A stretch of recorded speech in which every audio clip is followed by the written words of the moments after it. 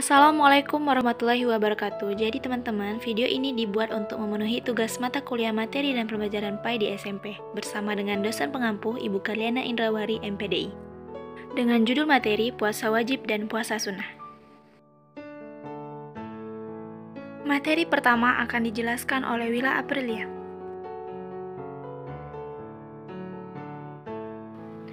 Baiklah teman-teman, sebelum kita masuk ke materi puasa wajib dan puasa sunnah, ada baiknya kita tahu dulu nih, apa sih pengertian puasa itu sendiri. Jadi saya akan jelaskan secara singkat untuk pengertian puasa.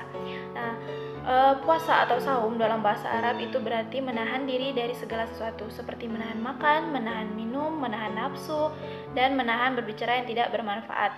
Nah, sedangkan menurut istilah, puasa itu artinya menahan dari segala sesuatu yang membatalkannya. Nah, puasa ini dimulai dari terbitnya fajar atau subuh dan sampai terbenamnya matahari atau maghrib dengan niat tertentu. Nah, puasa itu terbagi menjadi dua atau ada dua, puasa wajib dan puasa sunnah. Nah, puasa wajib ini berarti harus dilakukan. Jika dilakukan mendapatkan pahala dan jika tidak dilakukan itu berdosa. Sedangkan puasa sunnah itu berarti puasa yang dianjurkan untuk dilakukan. Jika dilakukan mendapatkan pahala dan jika tidak dilakukan tidak berdosa. Kita lanjut ke materi selanjutnya, yaitu macam-macam puasa wajib. Nah, seperti yang kita bahas tadi, puasa wajib itu apabila dilaksanakan itu mendapatkan pahala, apabila tidak dilaksanakan itu berdosa. Nah, macam-macam puasa wajib diantaranya yang pertama, puasa Ramadan. Puasa Ramadan ini dilaksanakan pada bulan Ramadan. Hukum melaksanakannya yaitu wajib bagi setiap orang yang telah memenuhi syarat wajibnya. Nah, puasa Ramadan ini diwajibkan kepada umat Islam pada tahun kedua Hijriyah. Dalam puasa Ramadan, niat untuk berpuasa harus dilaksanakan pada malam hari sebelum puasa. Nah, sedangkan untuk kalau semisal puasa sunnah itu boleh dilaksanakan pada siang hari, pada saat sebelum matahari condong ke barat atau sebelum waktu masuknya zuhur, asal dari terbitnya fajar belum makan dan atau minum sama sekali. Nah, jadi kita boleh untuk meniatkan puasa sunnah itu pada sebelum zuhur.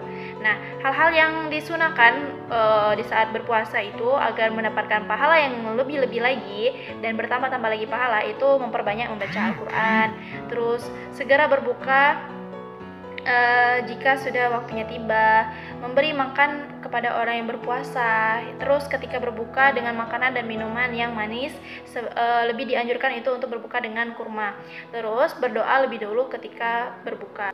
Terus mengakhiri makan sahur itu kira-kira 15 menit sebelum waktunya imsak. Nah, yang terakhir yaitu memperbanyak ibadah dan memperbanyak sedekah dan infak juga. Kita lanjut ke macam-macam puasa wajib yang kedua, yaitu puasa qadha.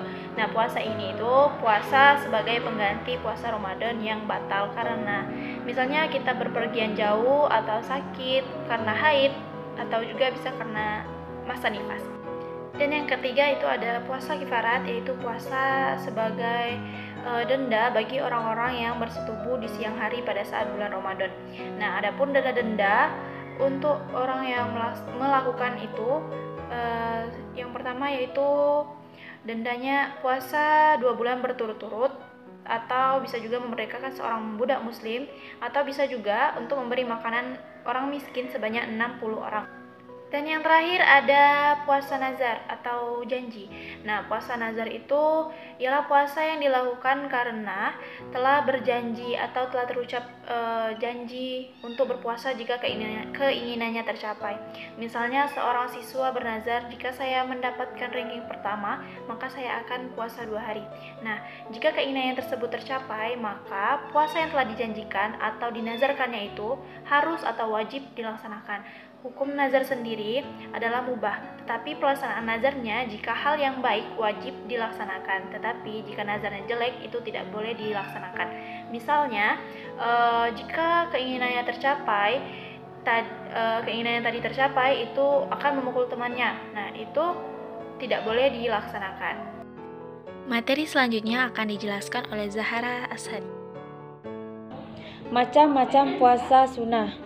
Puasa sunnah adalah puasa yang boleh dikerjakan dan boleh tidak. Puasa sunnah sering disebut dengan puasa tatawwu, artinya apabila dilakukan mendapatkan pahala dan apabila tidak dilakukan tidak berdosa. Ada beberapa macam puasa sunnah yang waktu pelaksanaannya berbeda-beda, antara lain puasa Syawal.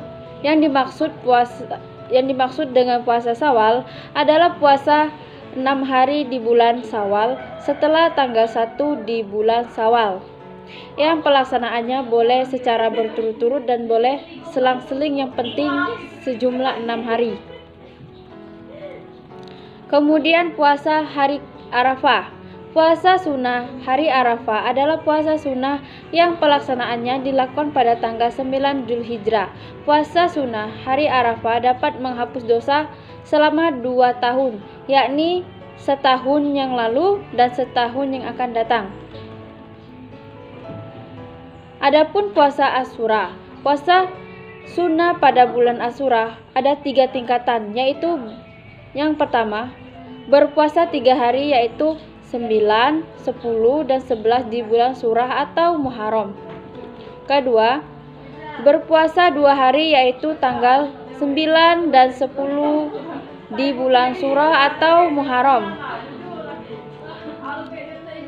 3, berpuasa 1 hari yaitu tanggal 10 Surah atau Muharram.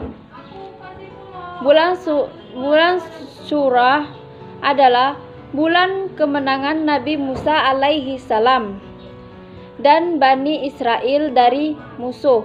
Barang siapa berpuasa Asyura, dihapus dosanya 1 tahun yang lalu.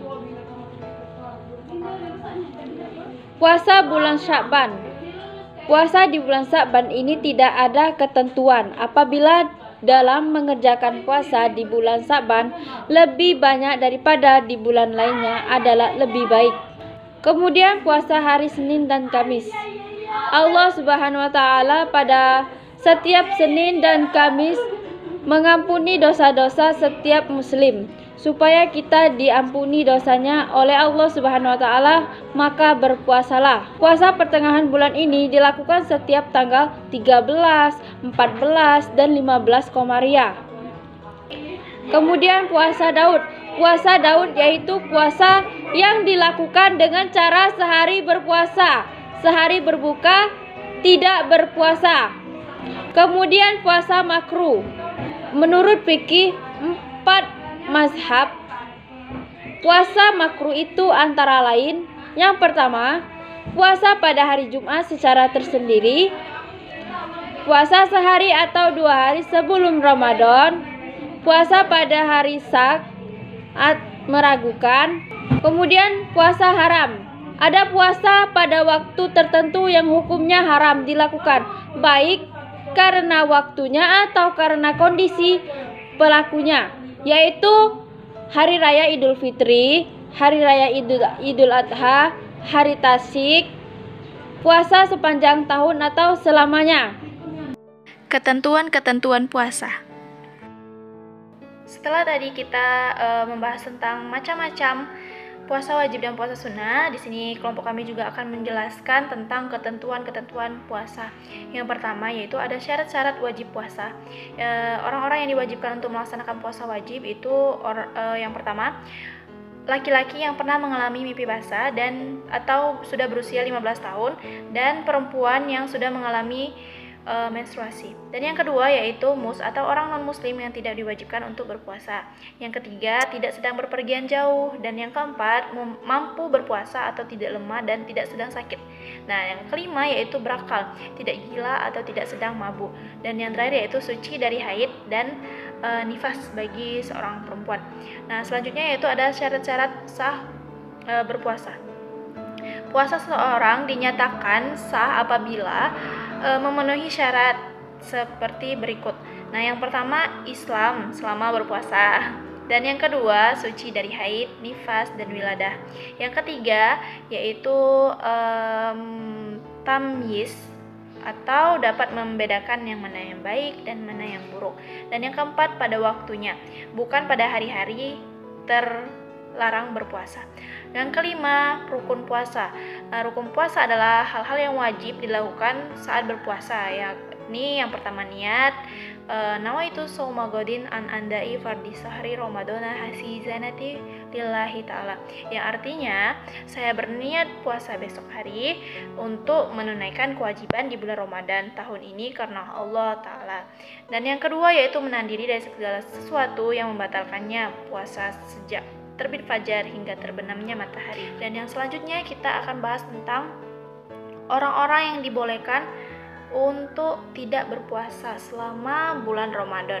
Yang pertama, anak kecil yang belum balik itu tidak diwajibkan untuk berpuasa di bulan Ramadan. Dan yang kedua adalah musafir. Musafir ialah orang yang sedang berpergian jauh. Jika perjalanannya mengalami kesulitan atau mendatangkan keletihan, maka ia dibolehkan untuk tidak berpuasa. Dan yang ketiga, orang yang sakit. Jika ia khawatir sakitnya akan bertambah parah, maka sebaiknya ia berbuka. Yang keempat, wanita yang sedang hamil. Wanita yang sedang hamil itu tidak diwajibkan untuk berpuasa. Yang kelima adalah wanita yang sedang menyusui, itu juga tidak diwajibkan untuk berpuasa di bulan Ramadan. Yang terakhir adalah orang-orang yang sudah tua. Orang yang sudah tua itu tidak sanggup lagi berpuasa, boleh tidak berpuasa, dan ia tidak diwajibkan mengqadha, tapi harus membayar fidyah, memberi makan fakir miskin. Kemudian hikmah atau manfaat puasa. Beberapa manfaat puasa yang akan didapatkan oleh orang yang berpuasa. Yang pertama, menyeimbangkan kebutuhan jasmani dan rohani. Yang kedua, menyehatkan tubuh. Yang ketiga, mendekatkan diri kepada Allah Subhanahu wa Ta'ala. Yang keempat, melatih mengendalikan nafsu. Yang kelima, meningkatkan kepedulian sosial.